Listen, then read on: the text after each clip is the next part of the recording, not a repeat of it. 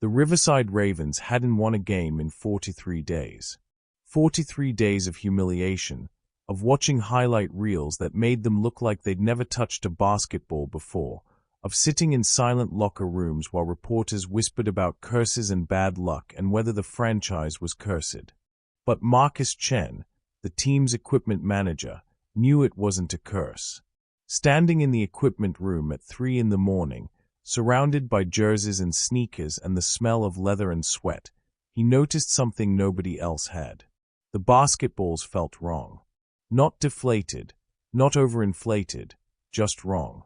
The weight distribution was off by maybe half an ounce, but when you're shooting three-pointers for a living, half an ounce might as well be a boulder.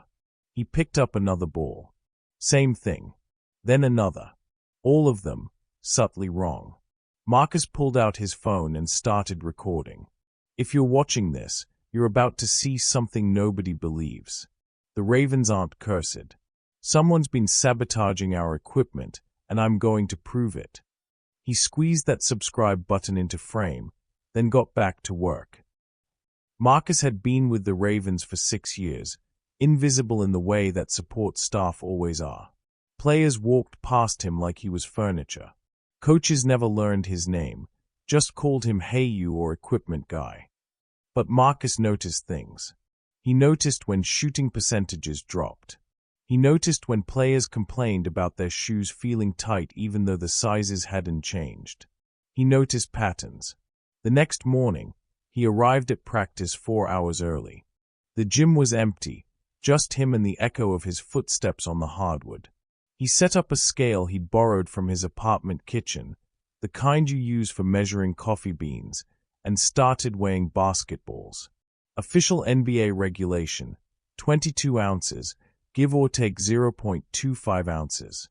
The first ball he weighed came in at 22.7 ounces.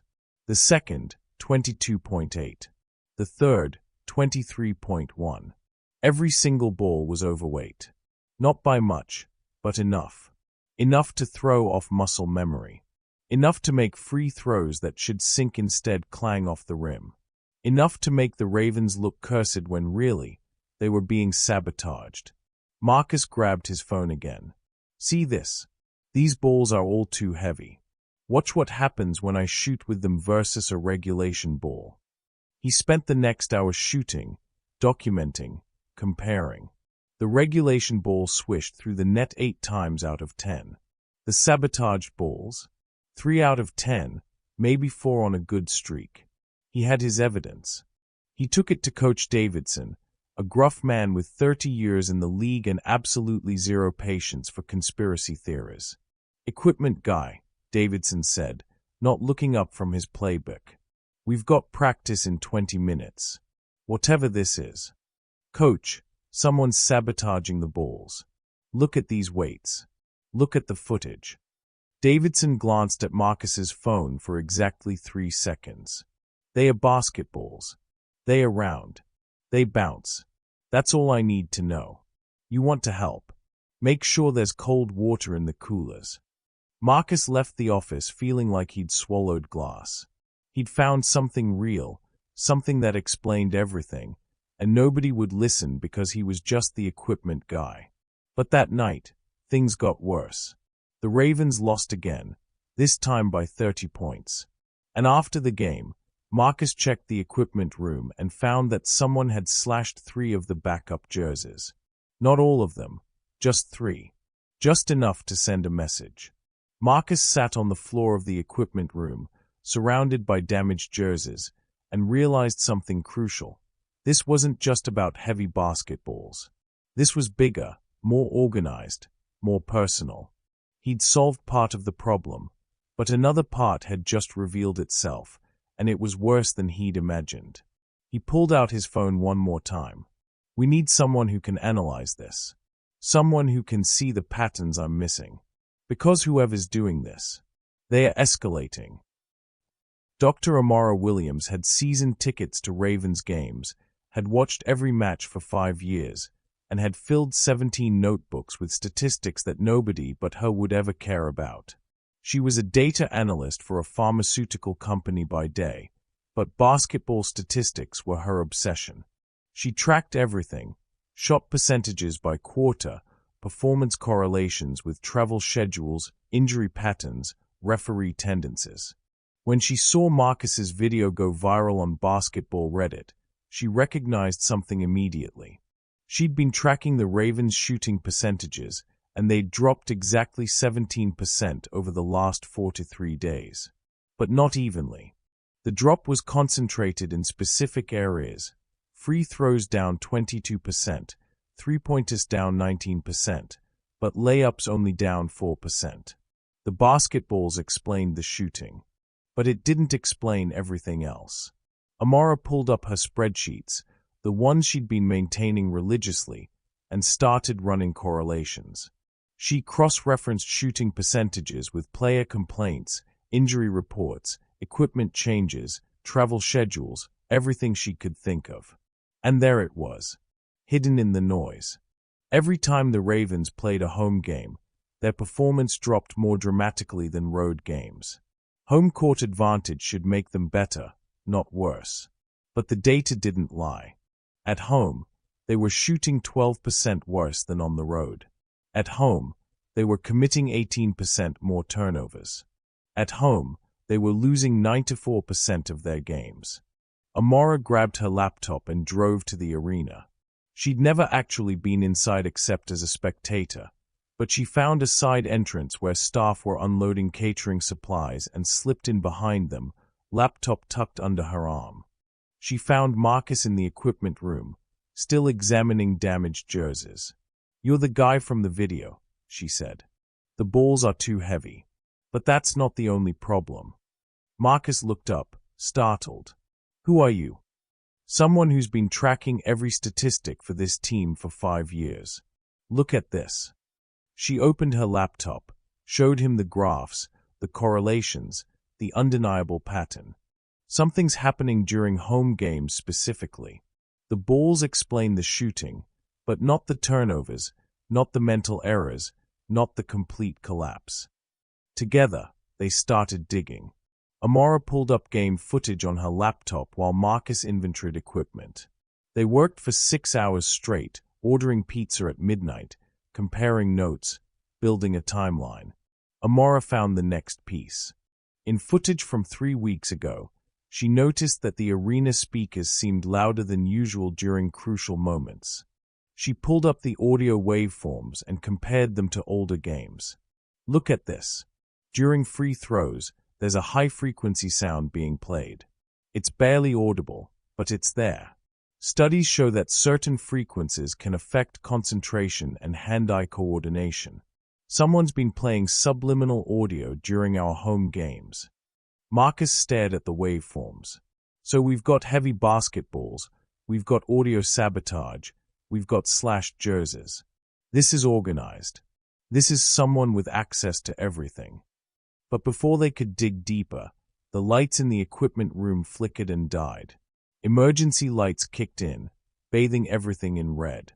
And when Marcus checked the storage closet, he found that someone had poured industrial cleaner all over the spare uniforms, ruining them completely. They stood in the hallway, equipment destroyed around them, and Amara felt her analytical mind hit a wall. She could find patterns in data all day long, but this wasn't a spreadsheet problem anymore. This was a people problem. "We need someone who understands why," Amara said quietly. "I can tell you what's happening and when. You can show the physical evidence.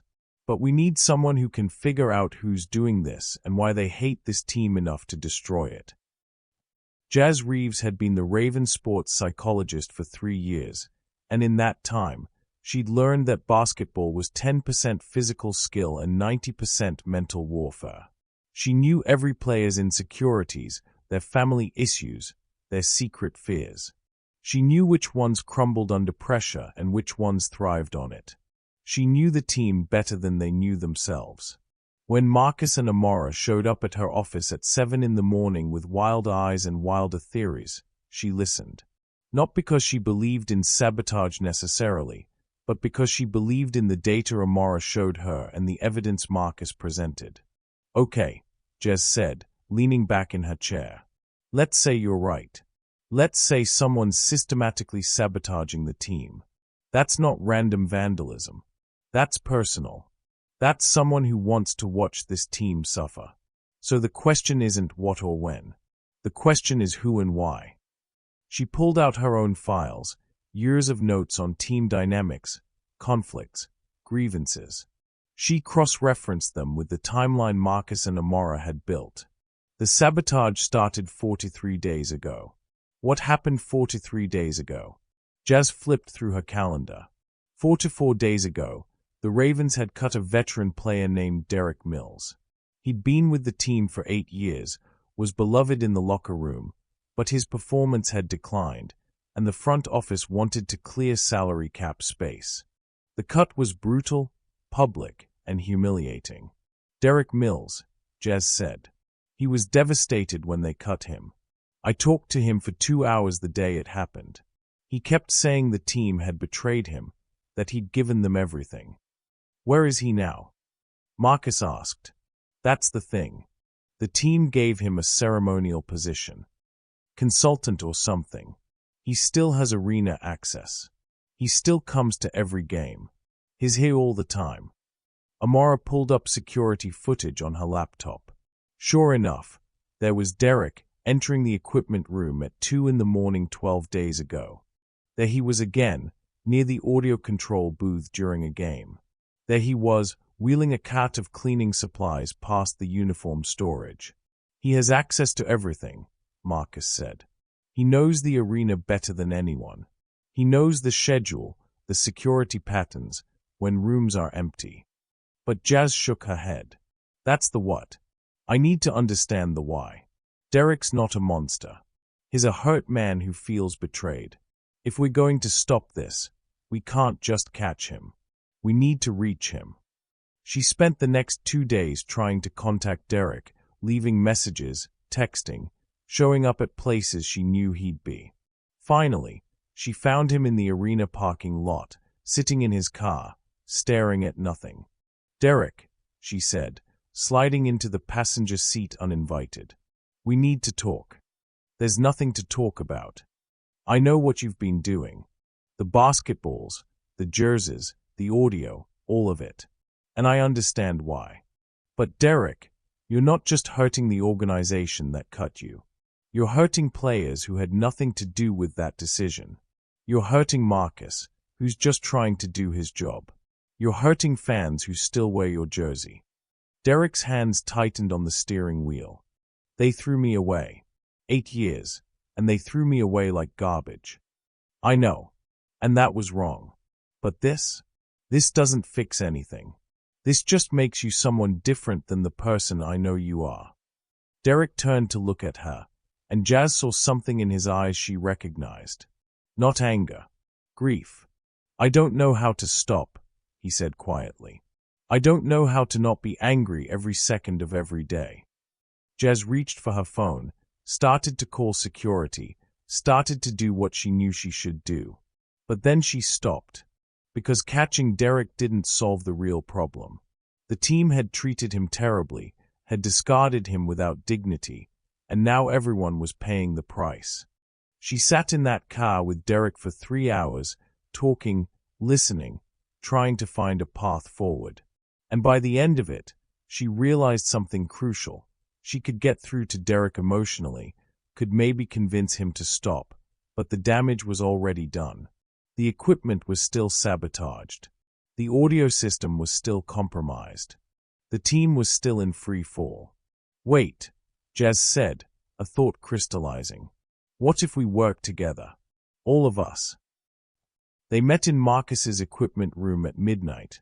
Marcus with his physical evidence, Amara with her data analysis, Jazz with her understanding of Derek's psychology, and Derek himself, reluctant and defensive.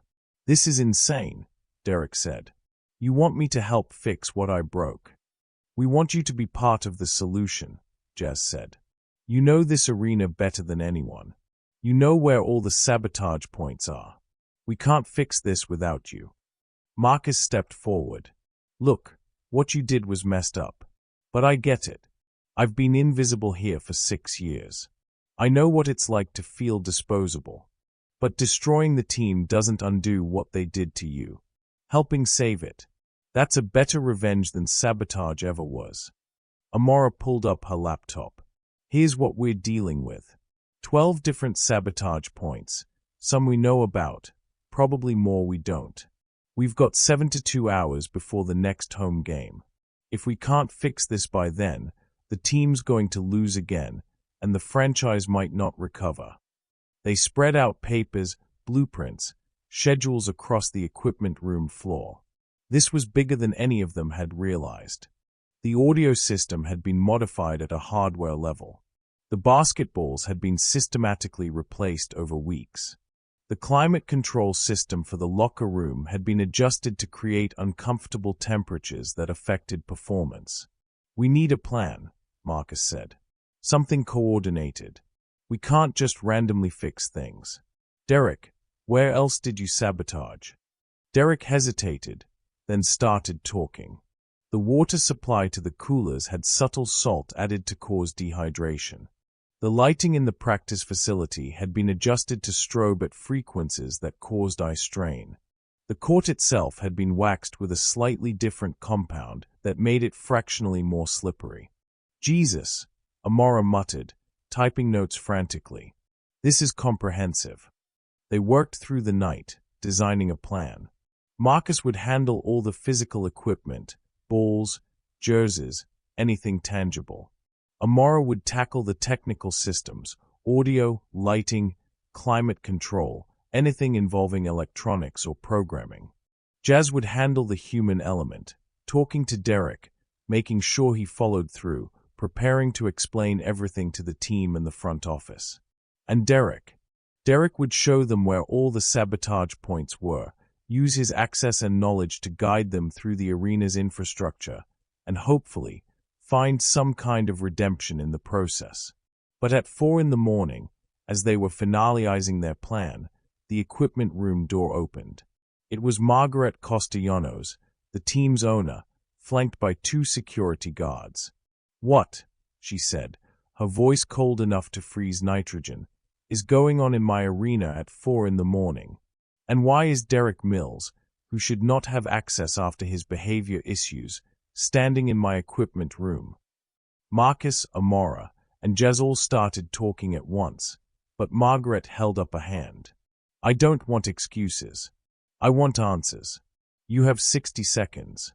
Marcus took a breath. "Derek sabotaged the team because you cut him without dignity. We've been investigating for days, and we found everything he did. But instead of just reporting him, we're trying to fix it. Because the team plays in 72 hours, and if we can't reverse the sabotage, we'll lose again. And we can only do it if we work together." Margaret looked at each of them in turn, her expression unreadable. "You want me to let my ex-player, who committed sabotage, help fix the team he destroyed? That's your plan?" "It's the only plan that works," Amara said, stepping forward with her laptop. "Look at this data. Derek knows where everything is. We can't find it all without him. And we can't fix it all without specialized skills.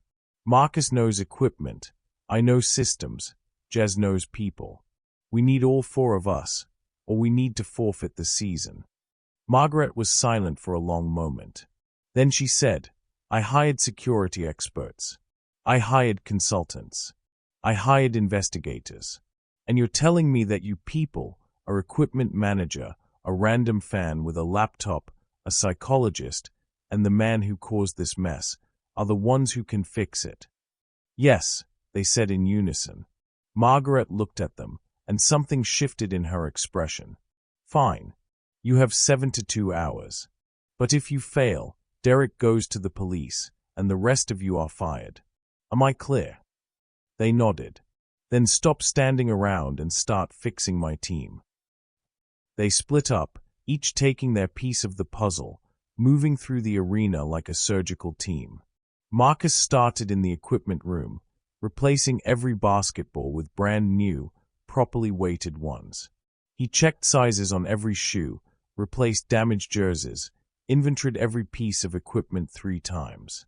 His hands moved with practiced efficiency, years of invisible work finally meaning something. At the same time, in the audio control booth, Amara was deep in wiring diagrams and frequency modulators. She found the modified hardware that had been playing subliminal frequencies, carefully extracted it without damaging the main system, and ran diagnostic after diagnostic to ensure nothing else had been compromised. Her fingers flew across the keyboard, years of data analysis translating perfectly to debugging sabotaged systems. In the locker room, Jazz was coordinating with Derek, making sure he was showing them everything, holding him accountable while also helping him process the guilt and anger that had driven him to this point. She took notes, made phone calls, prepared the emotional groundwork for what would come after the technical fixes were complete.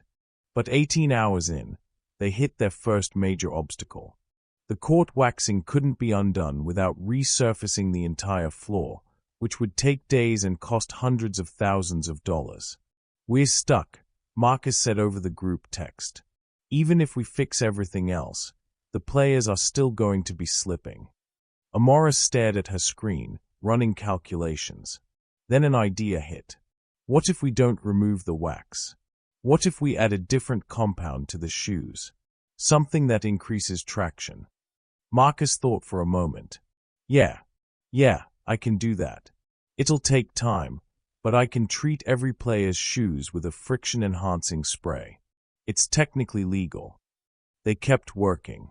48 hours in, exhausted and running on coffee and adrenaline, they gathered back in the equipment room to compare notes. "Climate control is fixed," Amara reported. "Lighting is back to regulation specs.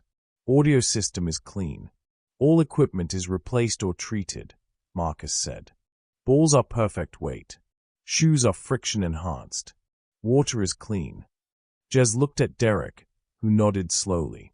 "I showed them everything. There's nothing left that I sabotaged." They should have felt triumphant, but they were too tired. Instead, they just felt the weight of what they'd accomplished. On game day, 71 hours after they'd started, they sat together in the stands, anonymous among thousands of fans, and watched the Ravens play. The first free throw swished through cleanly. Then another. Then another. By halftime, the Ravens were up by 12 points. By the fourth quarter, they were up by 23. When the final buzzer sounded and the Ravens had won their first game in 4 days, the arena erupted. Marcus, Amara, Jazz, and Derek looked at each other and, for the first time in 3 days, smiled. Act 6, the reward. A week later, they met one final time, this time in Margaret's office. "I've been thinking about what you four accomplished," Margaret said. "And I've been thinking about what it means for this organization." She looked at Marcus first. "You've been invisible here for 6 years. That changes today. I'm promoting you to Director of Equipment Operations, with a staff and a real budget. This team needs people who notice details." Marcus felt something unlock in his chest. Recognition. Finally. To Amara, Margaret said, "I'm creating a new position, Director of Performance Analytics. You'll have access to every piece of data the team generates, and your job will be to find the patterns we're missing. I want you to tell us what we can't see." Amara's hands trembled slightly. Her obsession, her notebooks, her 17 spreadsheets, suddenly had purpose beyond her own satisfaction. To Jazz, Margaret said, "You did something harder than any of them. You reached someone everyone else had written off. I'm expanding your role to include organizational culture. Not just the players' mental health, but the entire organization's. Make sure we never treat people the way we treated Derek again." Jazz nodded, understanding the weight of that responsibility. And finally, Margaret looked at Derek. "What you did was wrong. Illegal, actually. But what we did to you was wrong too. I can't give you your career back. But I can give you something else. How would you feel about being our community liaison? Working with former players, making sure they transition successfully after basketball. Making sure what happened to you doesn't happen to anyone else. Derek was quiet for a long moment. Then he said, I'd like that. I'd like that a lot. They left the office together, for unlikely heroes who had saved a team through collaboration. Different skills, different perspectives, different motivations, but one solution. In the hallway, Amara said, So, which one of us do you think people will relate to most? Marcus laughed. The guy who was invisible for 6 years. Definitely me. Please, Amara said. Everyone has spreadsheets they obsess over. I'm the relatable one. Jazz shook her head. You're both wrong. I'm the one who had to deal with feelings. Derek didn't say anything, but he smiled slightly. Because the truth was, they were all relatable. The overlooked, the obsessed, the empathetic, the redeemed.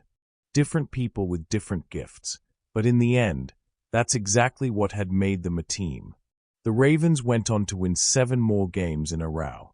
And every time they did, 4 people sat together in the stands, anonymous among the crowd, and knew that they had done something nobody else could have done alone. They had broken the curse. Not with magic, but with teamwork. Comment which hero you relate to most. Are you Marcus, the one who sees what others miss? Amara, who finds patterns in chaos? Jazz, who understands the human heart? Or Derek, who found redemption through helping others?